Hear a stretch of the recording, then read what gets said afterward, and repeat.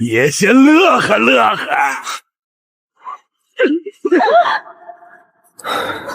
地质工程师沈燕一睁眼，成了押中死囚的下等军卒，而上头的密令是把这一车人全杀了。别碰我家小姐！我不杀你们，想活？有人点球！跟我走。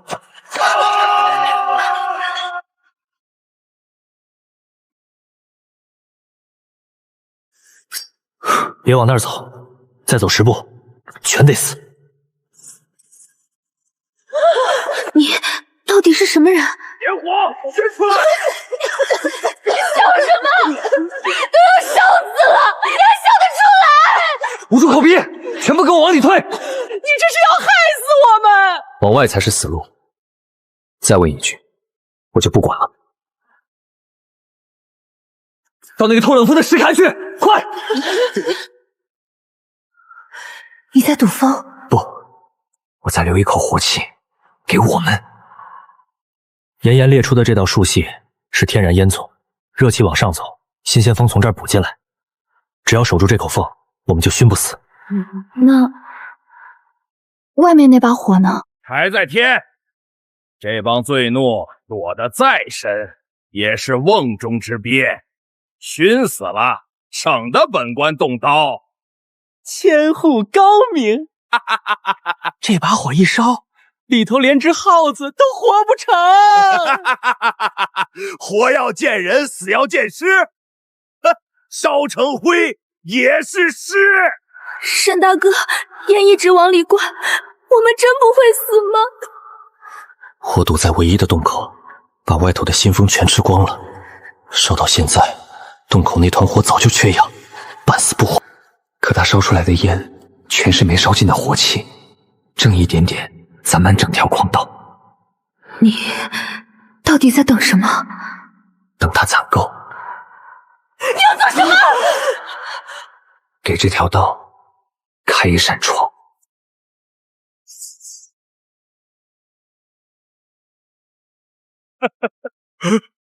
这火怎么往外？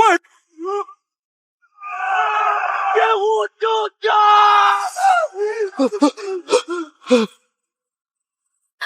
他刚刚是不是用一把火把那50个官兵？是他们自己点的火。你早就算到了，从你让我们往里退的那一刻。他们以为火能熏死我们，可火往哪儿走，是我说了算。这座废矿果然不只是废矿。这底下不会有死人吧？邪门的很，沈君夜，咱别下去了。外头是追兵，里边是活路，你们选哪个？站住！别踩那气！咋了？别处积了30年的灰，就这一气没有，他一直在动。沈君夜，是您救了我这条老命。起来，跟紧我，落脚的地方我让你踩，你再踩。这哪是矿洞，分明是有人住过，灶上还有生火的痕迹。住在这种地方，他后来去哪儿了？哪儿也没去，他把自己葬在了自己住的地方。冷断的边军之时，这住在矿洞里的是个将军。朔方节度使魏林，谁啊？大宁的魏林，史书上写的那个叛将魏林。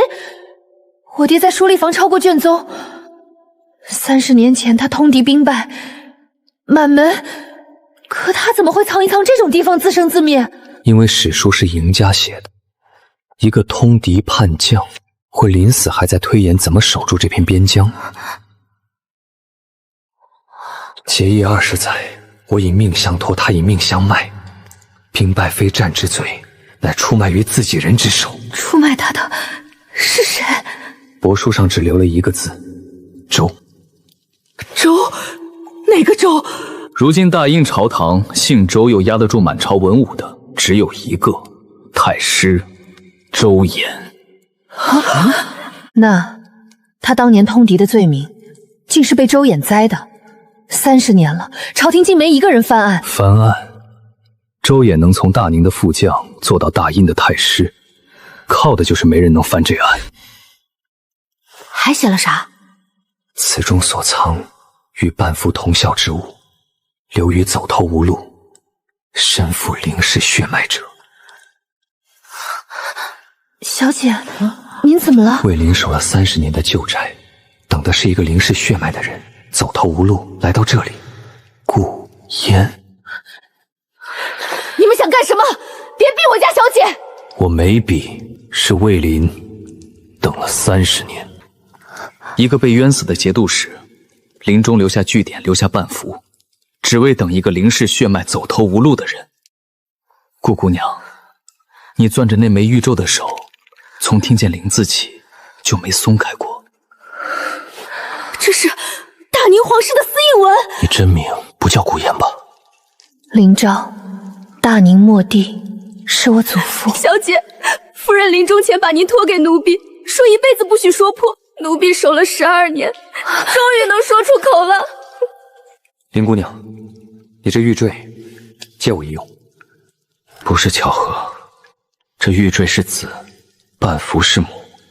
魏灵留的根本不是信物，是一把钥匙的2半。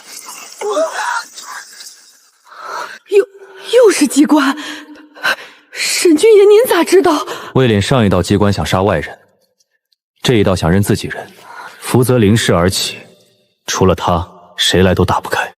李三、王栓、赵铁牛，全是些屯户、马奴、铁匠的名字，标着各处屯堡。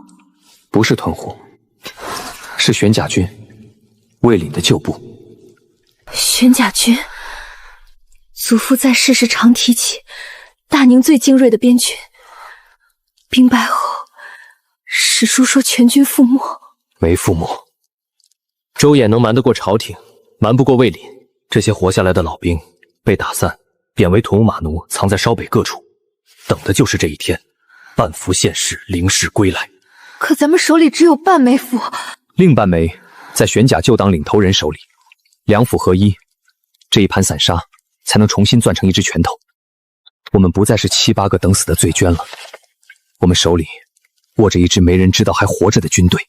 不可能，一把火，50个弟兄，就剩老子一个。那群贱民没死，是那个押解的军卒，是他。钟大人，都指挥使大人，给我兵，老子要把那座山翻个底朝天。50人的追兵，我没听见一具尸体被野兽拖走的动静。不对，少了一个人。韩烈没死，天亮前官军必到。那我们快逃啊！逃？7、8个女人带着粮械，在雪地里跑得过马队？不逃，在这儿把他们埋了。沈君爷，你说咋办？这条命你救过2回，往后你指哪儿，老婆子打哪儿。田大娘，跟我去打3根木签，记住我标的位置。阮清，守洞口高处，见火把进到，数到30，敲3下石壁。阿罗备好金疮药。春兴护着林姑娘，退到最里头水房，不到我喊，谁都不许出来。我也能做事。你做的事最大，活着。这支军队认的是你，不是我。韩千户，都指挥使只说让您带队探查，这么多弟兄，值当吗？值。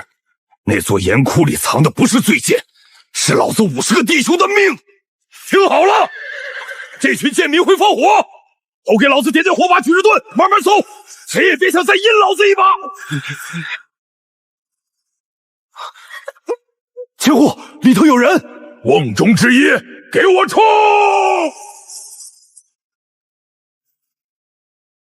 来了，踩中我说的焦点。站不住！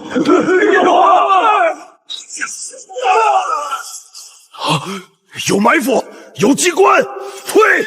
钱大娘，开！撤！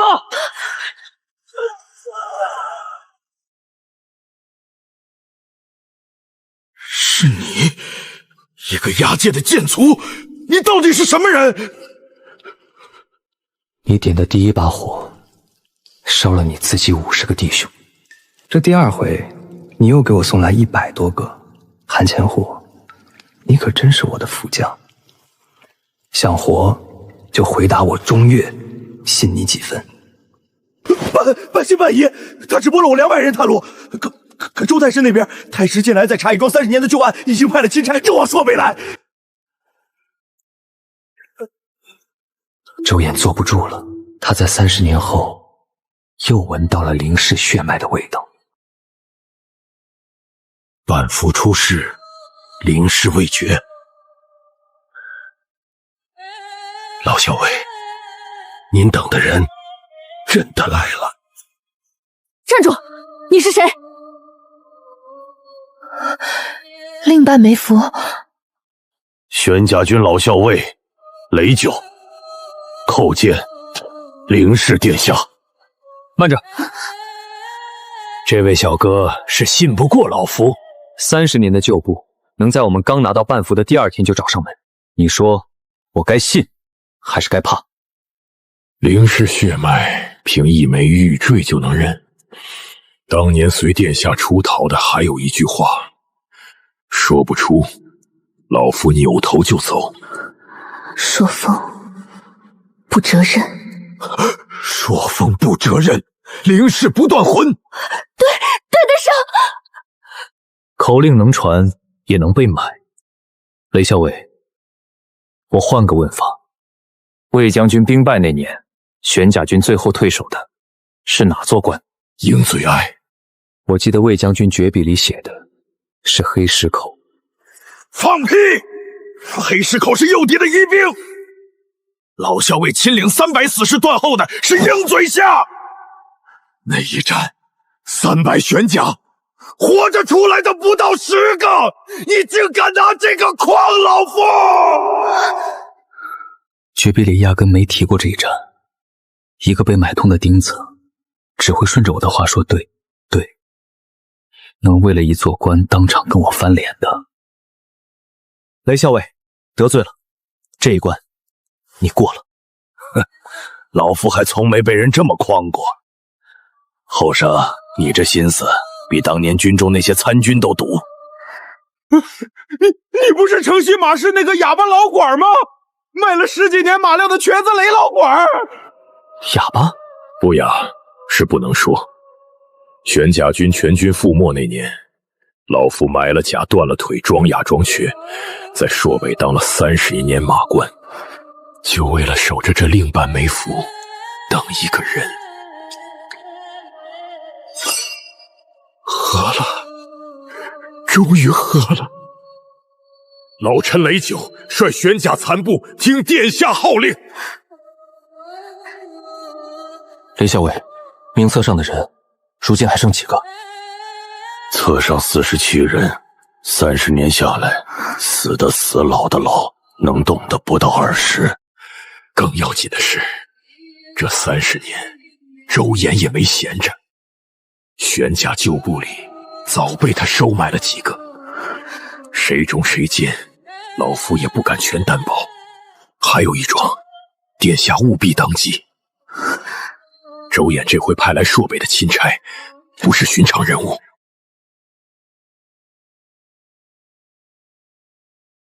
下官恭迎钦差陆大人。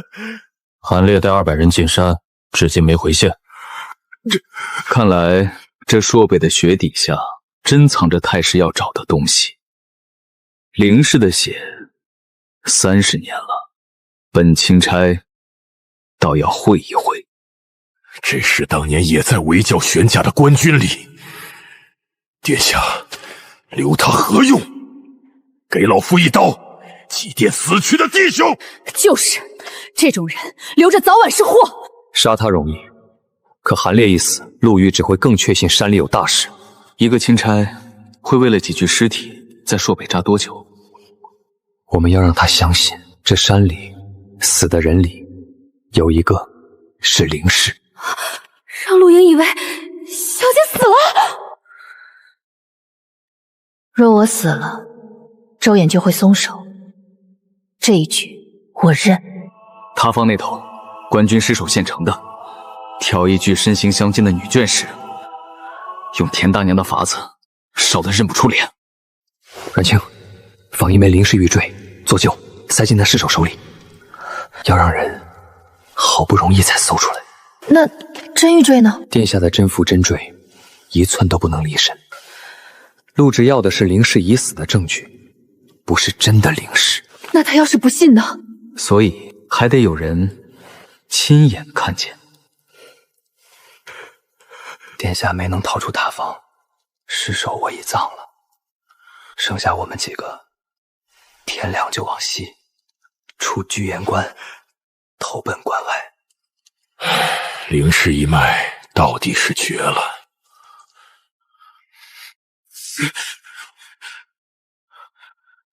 灵氏死了，这可是天大的功劳。沈大哥，韩烈跑了，绳子断了。不必追，绳子是我让人松的。尸首玉坠往西出关的话，全是演给他看的。韩烈自己偷听来的，拼命抢出来的，他才会信得死死。现在他会把灵氏已死、残党西逃这2条亲口送进陆羽耳朵里。老夫戎马半生，今日才知什么叫不战而屈人之兵。陆大人，灵氏已死，残党西逃，这烧得这样巧，脸认不出，偏偏手里这枚坠子完好无损。不过证据确实齐全，死了就该乱葬于荒野，何必费力烧殓留坠？这局做得太干净了。中岳，传令，往西出关的路虚张声势的查，真正的人马给我盯死这座严库。殿下，可让弟兄们等着了，玄甲军还没死绝啊！雷九说旧部里有人被周岩买通，这几张脸里会不会就有？灵氏没死，人就在严库，半幅已经合一了。当真？快报与陆大人，事成之后太师答应我的，可别忘了。旧部里有人通了陆羽。不可能，这些都是出生入死的老弟兄。昨夜有人摸到通风峰外去了。雷小伟，30年了，人性会变。那要老夫一个个去审？审不出来，我有个法子，不用指认，他自己会跳出来。殿下今夜走北坡密道转移，你领人接应。殿下3更从西谷暗道转移，此事只你知道，切莫声张动灵。陆营往哪个方向扑，内奸就是我告诉哪个方向的那个人。灵氏未死，藏于岩窟，半幅已合一。果然，本钦差就说死得太干净了。灵昭今夜3更自西谷暗道转移，一条说他在岩窟，一条说他今夜要走西谷，是有人想试出谁在递消息。传令，1队人马今夜也围西谷，主力给我死死咬住岩窟。本钦差2头都要。是。沈先生，官军连夜调兵，扑向了西谷。西谷的话，我只对一个人说过。沈先生，你这是什么意思？我可是头一个跪迎殿下的。王栓，沈先生说的可是真的？是我递的消息。你当年抱着军号哭着不肯撤的是你，如今卖殿下的也是你。我也是没办法呀！周衍的人半月前摸到了我家，我那70老母刚满周岁的娃都攥在他们手里。他们说，只要我钉死严库，报出灵氏下落，就放我一家活路。殿下，我对不起您，可我那娃才1岁啊！你想救你娃，那就再给陆军递最后一条消息。这能成吗？陆之极已分兵西谷，就说明他将信将疑，想两头通吃。那我们就把这两头变成他的2道催命符。西谷那队官军送上门的，古九带弓手埋伏谷口。至于盯着岩窟的主力，陆迟想进这座山，得先问问魏将军留下的这座窟答不答应。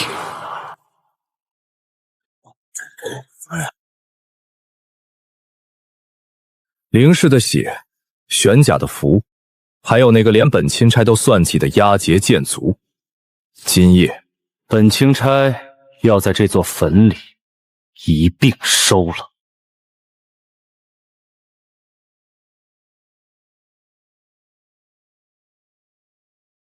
玄甲放！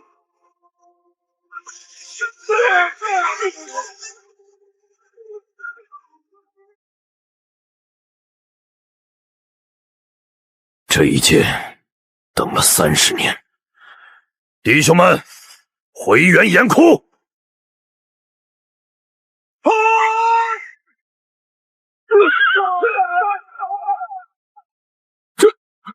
这坡上结了冰。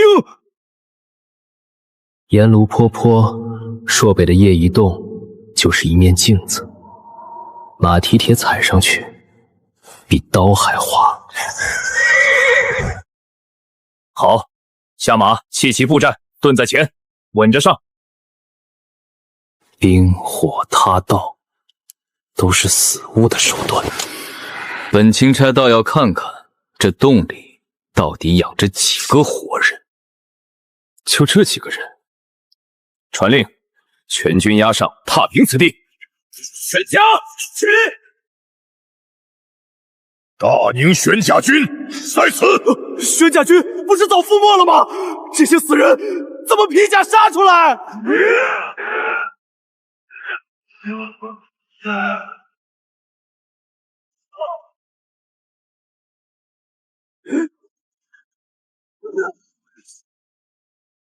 侧凤，从那儿钻进去，直取凌氏。沈大哥，他们从侧面进来了！想动殿下，先过我这关！王帅！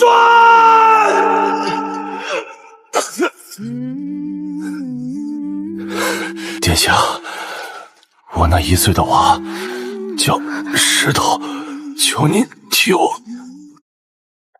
你的娃，我林昭必接回来。玄甲不绝，你的名字不会被忘记。田大娘，最后一道开！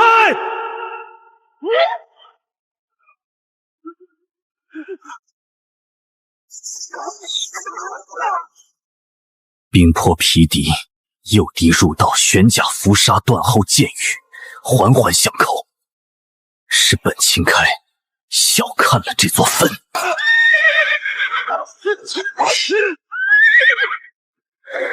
押解剑徒，不，本钦差倒要问一句：阁下究竟是何方神圣？一个你惹不起的人。好，这朔北的账，我们来日再算。首战告捷，殿下，玄甲军回来了。陆虞败了，会回去禀报周衍。周衍知道我未死，玄甲未绝，他不会再派钦差了。下一回，他会调动整个朔北的兵马，甚至动用30年前没用尽的那些手段。守是守不住的。这座岩窟从今天起，不再只是藏身的坟，它得变成我们打出去的第一杆旗。陆竹败了，可败报传回镇朔卫还要2-3天，这2-3天就是我们的城。你是说，趁中原蒙在鼓里，主动出击？第一座，黑石堡。别杀我！黑石堡的守备前安是我的旧识，印信口令我全知道。一条三姓家奴，这种人连背叛都能算进去。你扮成陆虞麾下溃兵，持千户印记，转开城门。门一开，我玄甲精锐就从正门一拥而入，事成饶你不死，还你前程。是，小人一定办妥。沈先生，这种人信得过？他一进城门，转头就把我们卖了。我要的就是他卖。各领一队，连夜出发，往黑石堡西侧那条结了冰的河道去。前守备，我是韩烈呀！陆钦传中了叛军埋伏，大军溃了！快开门，放弟兄们进去啊！韩千虎，你怎么这般狼狈？陆特片呢？别提了，快开门！开门，开一道缝。钱，别开门，这是叛军的诡计。他们要趁开门一拥而入夺城，快关城门，守住正门！果然有诈！关门，落闸！所有人给我死守正门！赌赢了，这下功劳是我的了。走！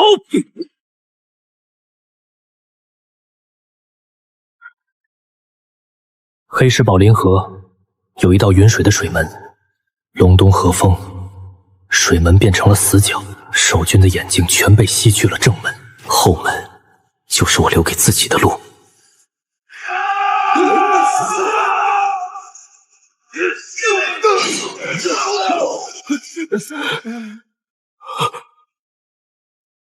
水门？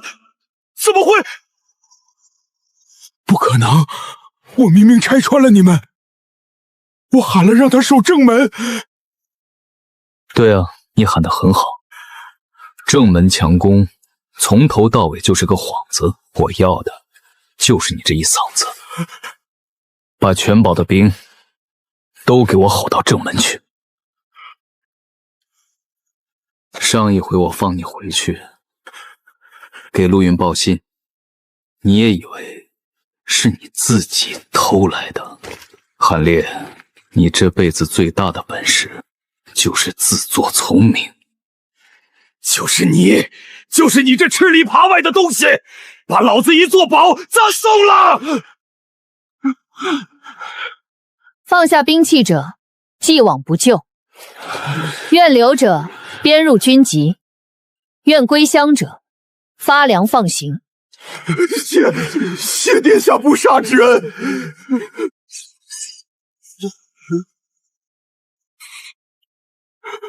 黑石堡一丢，中连就该收到消息了。下一座城没这么好骗。凡入朔北者，皆免罪己。愿耕者给田，愿战者给甲。从今往后，你们不是罪民，是大宁的子民。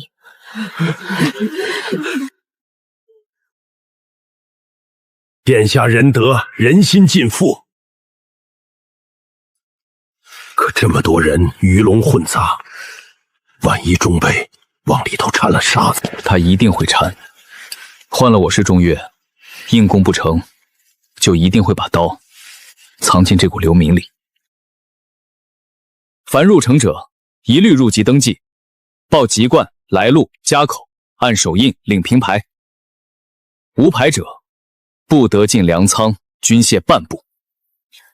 可几千人，怎么查得出谁是探子？查不出真假，就查破绽。真流民是被官府一路逼着、抢着、饿着过来的。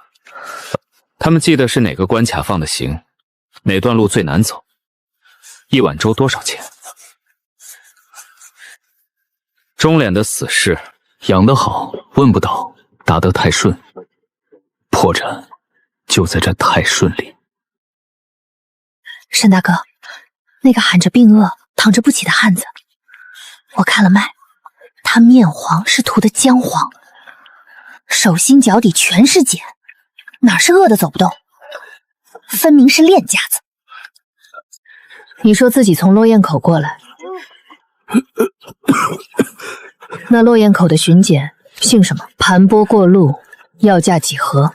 姓李，要10文。落雁口的巡检姓赵，过路勒索50文。真从那儿来的，没一个不骂他祖宗的。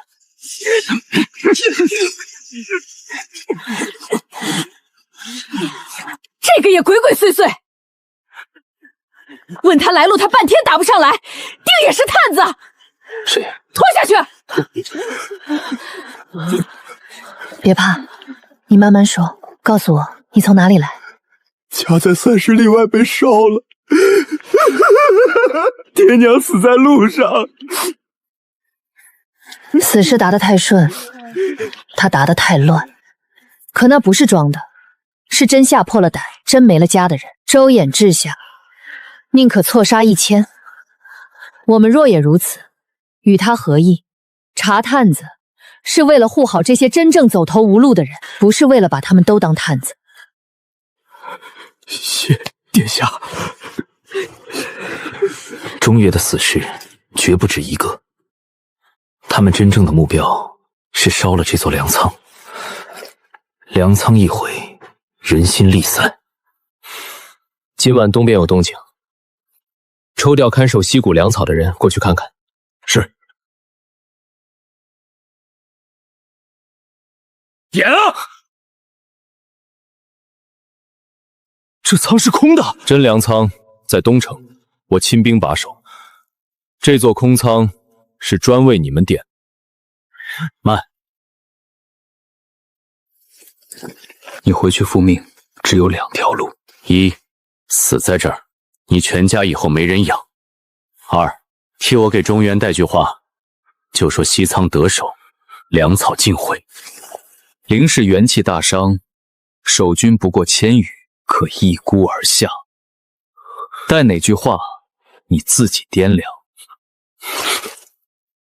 好，粮仓既毁，守军空虚，正是天赐良机。传令，点齐兵马，本指挥要亲自踏平黑石堡。陆联败报传回还有2、3天，中联信了假信，正倾巢来攻黑石堡。他以为这是座空城，那我们就反手去端他真正空了的老巢——镇朔卫。围魏救赵。雷校尉，黑石堡交给你。粮仓未毁，守军未损，魏将军留下的守城法子，你逼我说，把中院死死盯在城下。顾玄随我，带轻骑奇袭镇朔卫。还有，你家小儿老母，我已派人接到了安全处。中岳要你全家的命，我留你全家活路。这回你替谁卖命，自己选。小人这条命，从今往后是殿下的。镇朔卫是都指挥使治所，这面旗该由我亲手插上那座城头。守军空虚，粮草尽毁，传令，全军压上，一鼓破城。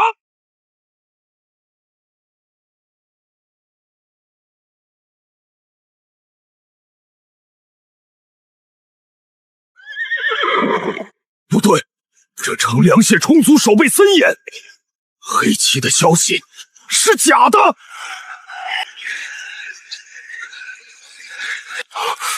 中计了，这是诱我离城的局。快回援镇朔卫！我是黑旗，奉中指挥密令，星夜回报军情，快开门！指挥使不是带你攻黑石堡去了？就说黑石堡有诈。黑石堡有诈！指挥使命我火速回禀，叫城内严加戒备。开门！杀！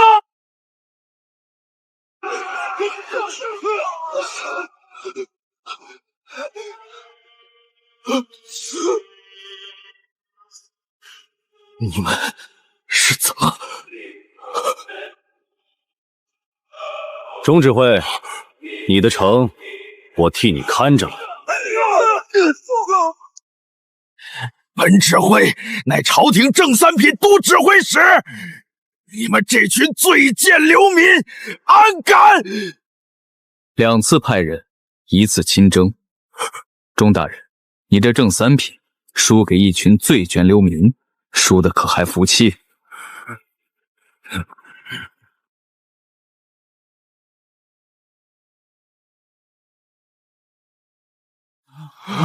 本宫灵昭，大宁末帝嫡孙，30年前周衍卖主求荣，构陷忠良，致大宁倾覆，忠臣蒙冤。今日本宫在此立誓，必清君侧，雪国耻，还天下一个朗朗乾坤。臣等叩见殿下。玄家军在，大宁魏王，大宁魏王，大宁魏王。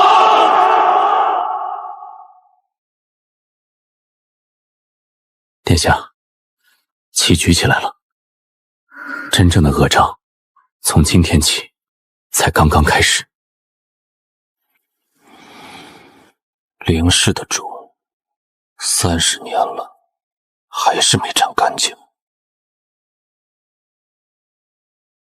魏将军，30年前你含冤而死，被石比诬作叛将。今日本宫以大宁储君之名为你证明，你不是叛将，是大宁最后的忠臣。老校尉，您听见了吗？咱们的冤招血了，玄甲军堂堂正正的回来了。还有王栓，他赌树井而死，是玄甲的忠魂。他的娃石头，本宫定从周衍手里接回来，亲自抚养成人。殿下，朕说为官府卷宗库里，我翻到了30年前魏灵通敌案的原始卷宗。所谓通敌密信、笔记、印镜，全是伪造。而经手栽赃上报朝廷的副将，签的明是周衍。朝廷的铁案，原来就藏在朔北自己的当库里。周衍千算万算，没算到他亲手栽赃的卷宗，30年后会落进我们手里。翻案，魏灵通敌是先帝钦定的铁案。你自己看看，这上面签的是谁的名字？青天大老爷，我家的地被官军以通匪之名强占了，我老母被活活逼死。中岳构陷忠良，鱼肉边民，草菅人命，证据确凿。可有话说，周衍至朔北，宁可错杀，不叫一冤得雪。今日本宫不学他，忠廉之罪，条条有据，人人可证。本宫依大宁律，明正典刑，以慰边民，以告魏将军之灵。太师，凌氏未死，玄甲死灰复燃，朔北已尽数易主，属下败了。那凌氏身边有个自称押解军卒的人，兵破机关反间，环环相扣，此人不除，后患无穷。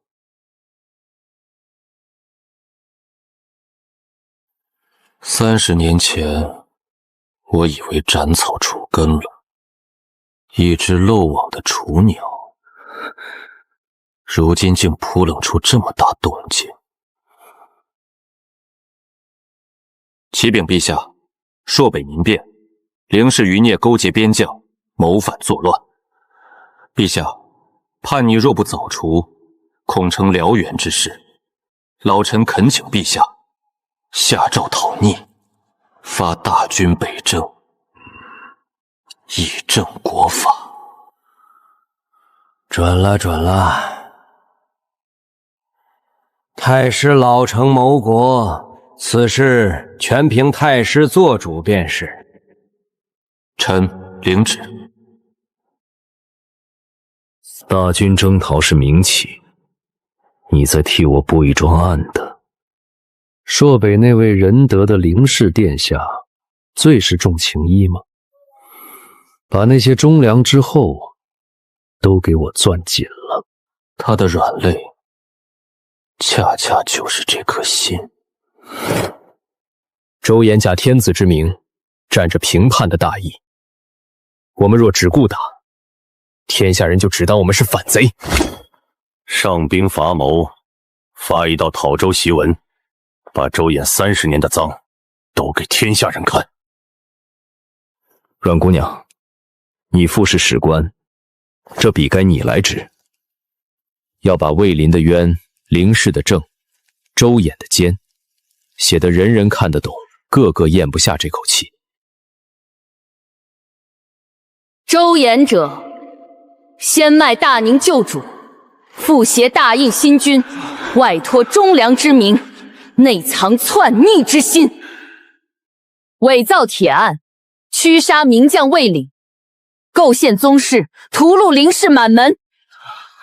30年来，鱼肉边民，把持朝纲，天怒人怨。本宫今日举旗，非为一己之私，实为清君侧，雪国冤。凡大义臣民，凡有血气者，当共讨此药。刀枪只能杀人，人心才能杀一个朝廷。魏将军竟是冤的！伪造的铁案，周衍这奸贼害苦了多少人！好一张利嘴！朔北妖女流民冒充宗室，妖言惑众，勾结边将谋反。凡传抄叛邪者，以同谋论处，株连9族。沈先生，周衍诬殿下是冒充，这谣言一传开，只怕他这一句冒充，恰恰把自己送上了断头台。太师说凌氏是冒充，可天下皆知，凌氏乃大宁皇族，既是冒充，便说明真凌氏已绝。那我倒要问太师一句，大宁皇族究竟是怎么绝的？雷校尉，你来看。末将亲眼见过此卷，这卷上的签押是周衍的笔迹，末将以性命担保，此卷为真。这是周衍榜文的抄本，和他30年前签押的伪证。原来真是周衍灭的门！殿下是真宗室啊！周衍才是反贼！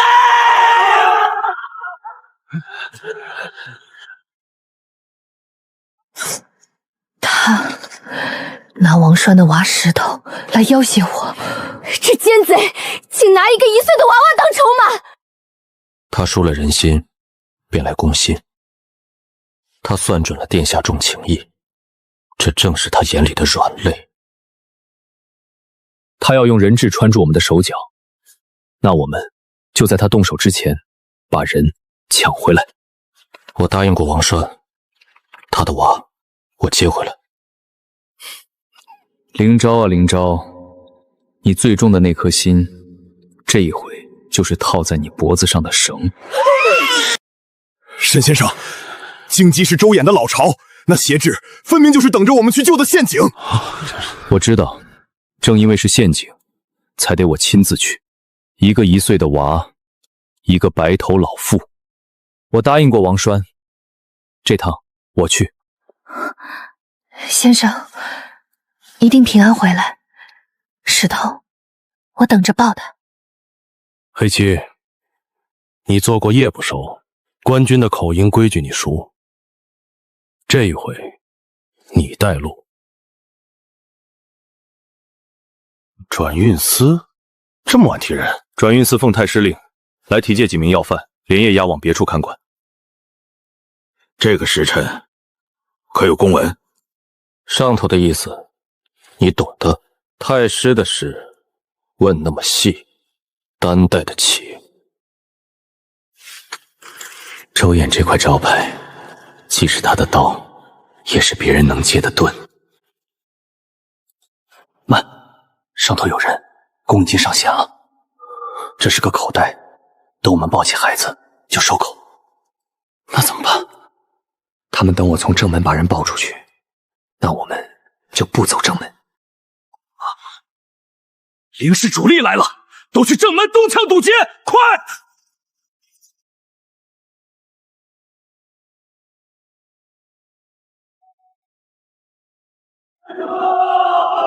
显燕，又是声东击西，你究竟是何方神圣？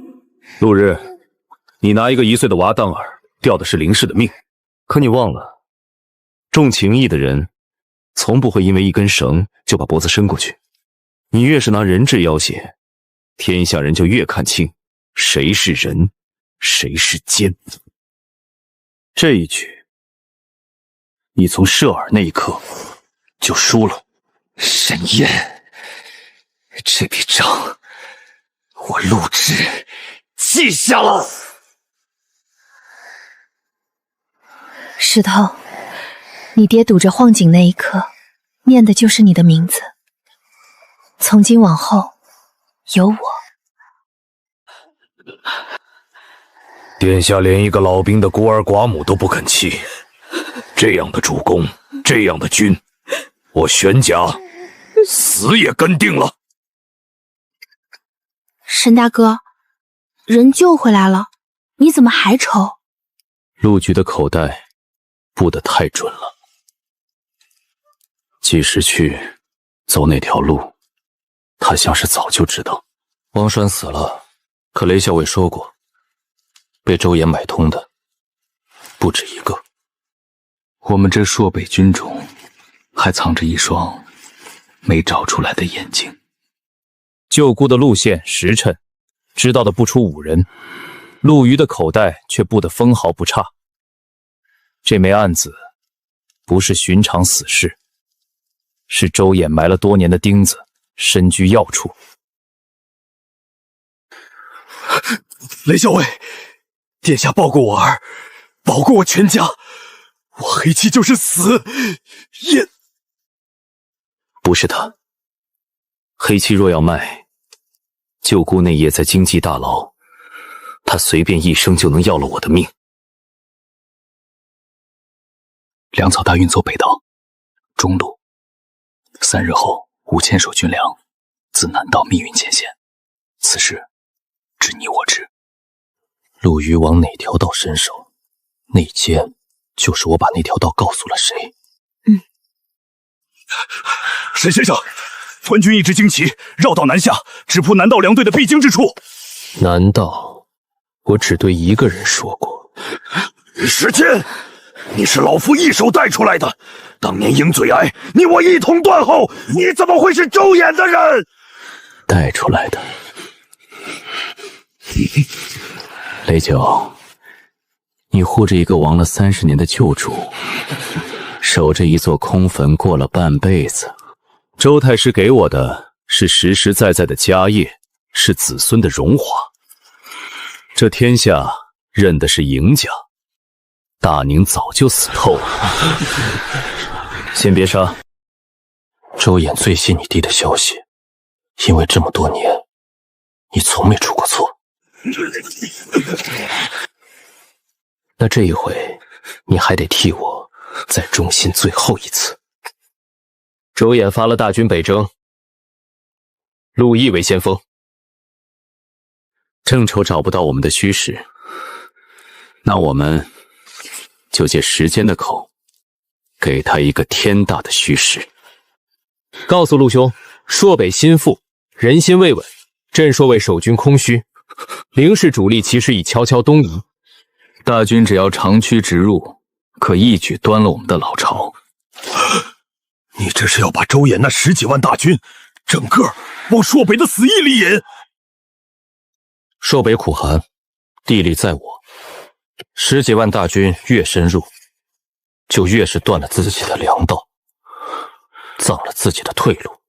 周衍用这枚钉子害人多年，今日我让他反盯周衍一回。时间的消息10年没错过，若真能一举荡平朔北，胜擒凌氏，太师面前，本先锋这败了2次的脸可就找回来了。传令3军，拔营长驱直入，直取镇朔卫。10几万大军正面硬碰以软击实，但他们最大的软肋不是刀枪，是肚子。传令，弃黑石堡，坚壁清野，城中粮秣尽数运走或焚毁，水井封死，百姓内迁，让大军一路打进来，看得见城，吃不上1粒米，烧不着1根柴。黑石堡是殿下举旗的头一座城，就这么烧了？城丢了能再夺，10几万大军若拖垮，周衍30年的根基一战可摇。烧，本宫亲自下令。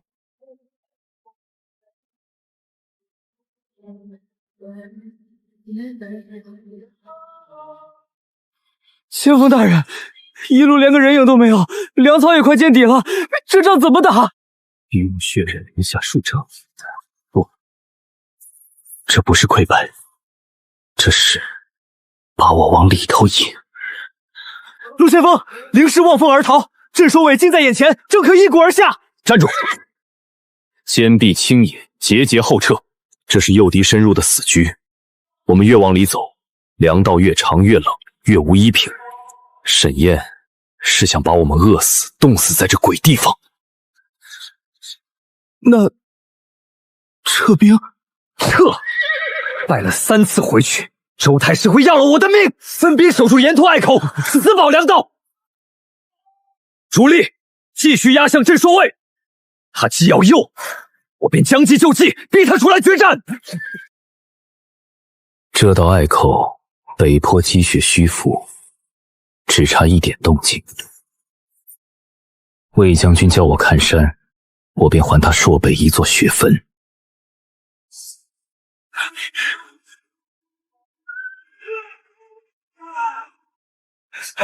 雪岭隘，粮队没了，粮道断了。好一个沈燕，用一座山断了我的粮。沈燕，你以正道困我，那本先锋就陪你下一盘没有底线的棋。传令，以梁晋启降之名，前世往镇朔卫请降。凌氏最是仁义，定会受降，开城知我降都。届时，这卷东西便是送给那位仁君的见面大礼。我军粮绝，冻毙无数。陆先锋愿率10万将士弃暗投明，归降殿下。求殿下收留这些活不下去的弟兄吧。粮道刚断，陆玉就降，太快了。可若是真降，我若拒之，又寒了天下归附之心。先生，他们也是被周衍驱来送死的边军子弟，若一概拒之，坐视冻毙，与周衍何意？殿下，陆玉粮道方断便降，太蹊跷。这降表之后，我看不脱，但一定有毒。降卒不入城，只在城外教场安置，兵器尽收，分批甄别。阿罗带人验看疫病，设栏隔离。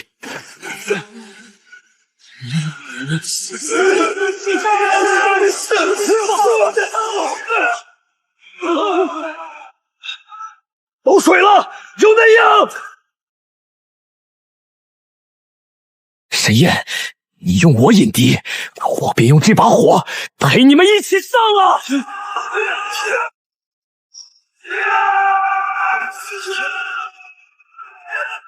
果然是开门一刀的毒计！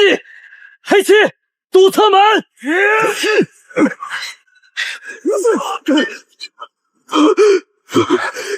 王栓为殿下堵蜀锦而死，你这等卖主之徒也配！殿下小心！雷小卫，顾全，断后，背上雷校尉，随我突围！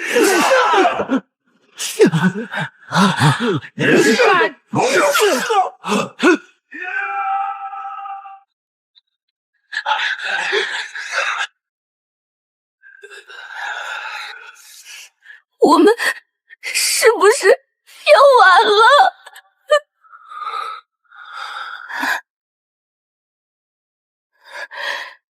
是我妇人之仁，中了他的毒计。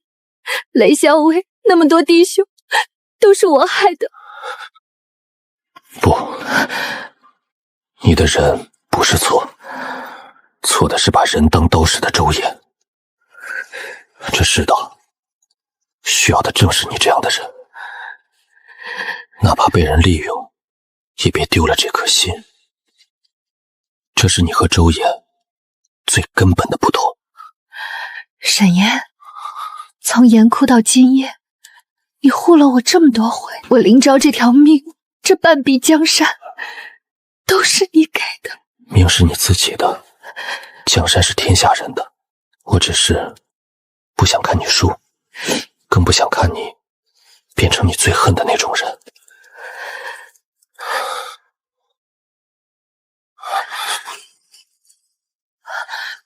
先生，昨夜发难的不过数百死士，陆略10几万大军，为何不趁势掩杀扩大战果？因为他那10几万大军早被血领段良拖成了一具空壳，能战的只剩这点死士。他这一把火是回光返照的孤注一掷。他赢了一座城，却暴露了他真的没粮没兵，撑不下去了。他烧了我们的城，也烧光了自己最后的力气。这一夜看着是我们输到了谷底，可陆玉不知道，他亲手给了我翻盘的命门。诸位，我们看着是输了一座城，可大家想想，鲁雍占的是座什么城？是我们撤前坚壁清野烧空了的城。对，没粮没柴，深陷朔北腹地。陆志赢的是一座困住他自己的坟，他那10几万大军早被饿垮冻散，能战的只剩那点死士。眼下我们不缺打垮他的力气，我们缺一把能让他从里头烂掉的刀。什么刀？殿下的人，陆志拿他害过我们一回，这一次该我们用他反过来要他的命。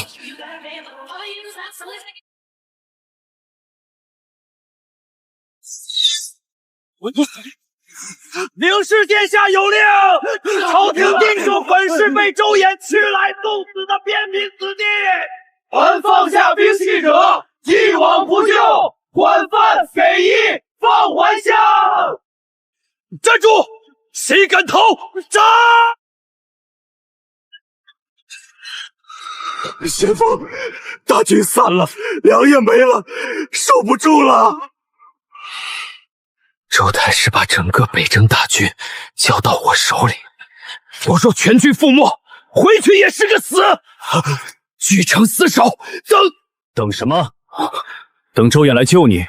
陆志，你还没看明白，在他眼里，你和这10几万人一样，都只是用完即弃的柴火。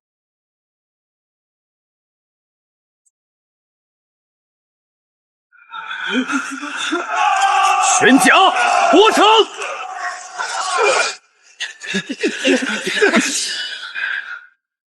！2胜2负，如今你输的只剩一口气了。沈燕，你赢了朔北，可京城还有周太师，这盘棋远没到收官。让他回去，这条半死的恶狗，正好替我把朔北全军覆没这5个字，亲口千里送到周衍面前。好啊，咱们又把棋插回去了。雷相为您的伤还没好，我不敢动。从严哭到今日，攻守之势终于反过来了。是，接下来该轮到我们打到他的家门口去了。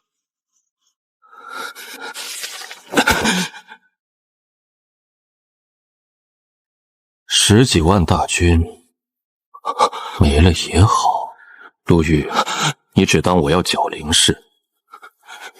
可你想过没有，这满朝的兵满朝的臣若都还在，我想做的那件事又如何做得成？太师，您方才那句话，您要的竟不是平叛。30年前，我卖了大宁旧主，换来大印的从龙之功。这30年，我又一步步把大印的兵权、相权，连同那位昏君，全攥进了自己手心。魏灵挡了我的路，我栽他；凌氏是大宁正统，是隐患，我灭他门。我做这一切，从来只为一件事。那把本就该是我做的龙椅。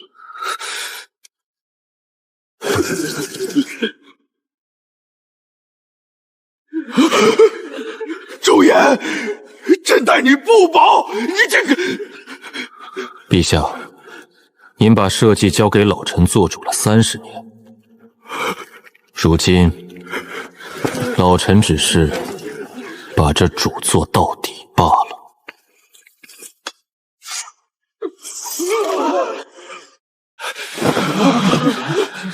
周衍，你弑君篡位，欺天罔地！30年前你卖主，构陷魏灵，屠戮凌氏，如今又行此大逆，你才是这天下最大的反贼！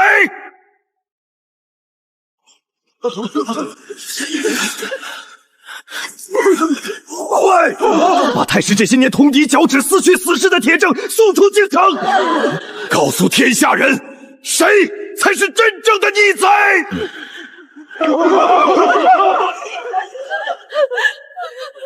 崔焕的血与内卷密档如惊雷炸响，真相大白。林昭那道讨周檄文字字应验。周衍果然卖主求荣，构陷忠良，屠戮宗司。如今他更弑君篡位，朝野骤然裂变，不堪周衍久矣的老臣愤而挂印，消息像潮水一样涌向各镇。手握兵权的边镇将领也纷纷观望，暗通阴曲。周衍机关算尽，以为除掉那支大军那个傀儡，就扫清了登基的路。他不知道，他亲手摘下忠臣的面具，等于把大义二字亲手送到了我们手里。又是一位为这朗朗乾坤血界当场的忠良。殿下，此前我们讨周是为大宁复仇，如今周衍弑君篡位，我们南下便是替天下讨逆。亲王安民，师出有名，人心所向。这一仗，我们占尽了大义。30年了，卖主的奸贼，终于要现世报了。殿下，下令吧！玄甲军愿为先锋，直捣京城。传檄天下，本宫亲提大军南下讨逆，清君之策，还于旧都。是。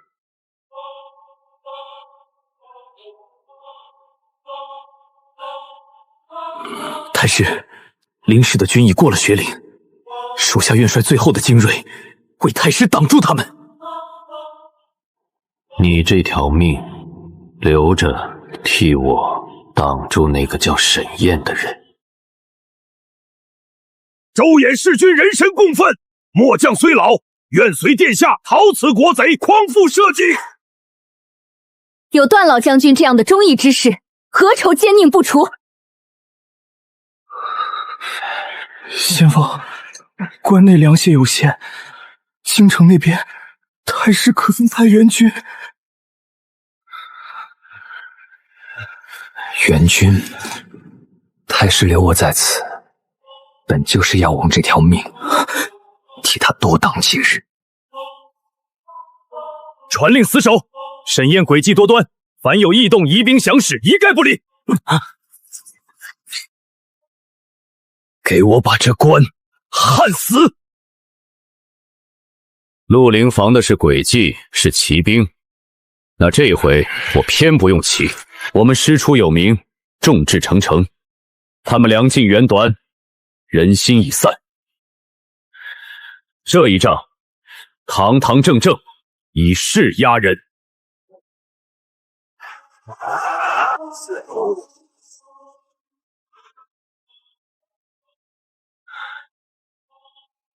沈燕，我陆之一生，自负算无一策，败在你手里3回，也算棋逢对手。你说的不是算计，你从一开始就站错了人，站错了人。替他守边，替他平叛，替他挡刀，到头来他留我在这死关，连一兵一卒的援都不肯发，我也不过是他的一根柴火罢了。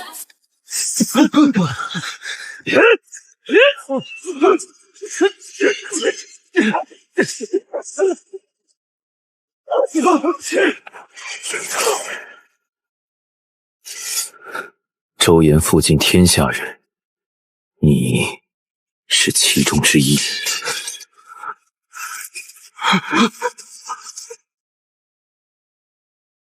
30年了，老校尉，弟兄们，我们打回来了！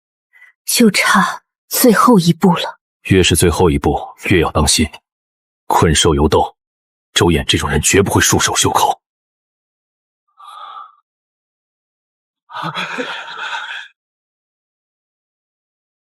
想进这座城，夺这把椅子，灵州，你以为赢了大事就赢了吗？这座城要么是我的，要么谁也别想要。城门虚掩，守军尽撤。周衍不是要守城，是要烧城。全军止步！周衍在城内囤了火油硝石，要的是同归于尽。一旦我们破门冲入引动机关，满城百姓连同我们都得葬身火海，那这城还怎么破？我打了这一路的火攻，最懂这火怎么烧，往哪儿走。他想烧城，我偏不让他点城。黑七，掘开水渠，先泡了这几处火油。田大娘那边拆引线，断火路。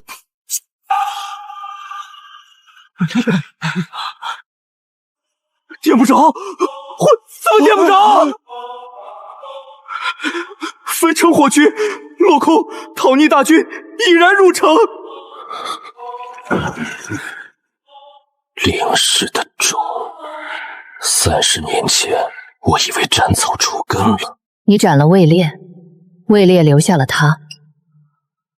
你灭了林氏，我活了下来。你弑了天子，逼死了崔焕。周衍，你算尽了一切，却算漏了一桩。天理昭昭。魏将军一生忠义，被你伪造铁案，去死荒野。宣家300死士，替你这奸贼背了30年的叛命。今日，我替老校尉，替九泉下的弟兄问你一句，你可知罪？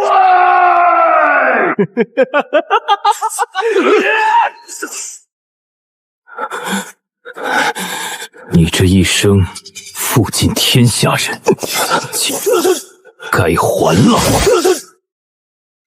灵昭以正统之名昭告天下，为大宁旋方节度使魏林平反，配赏宗庙世代血石，玄甲军沉冤昭雪，重列军籍，旌旗复章。御史大夫崔焕以身殉义，入忠列祠。玄甲忠魂王栓名同入祠，其遗孤石头由灵昭亲自抚养。老校尉，您听见了吗？咱们的冤昭写了，咱们的旗回来了，咱们玄甲军堂堂正正回家了。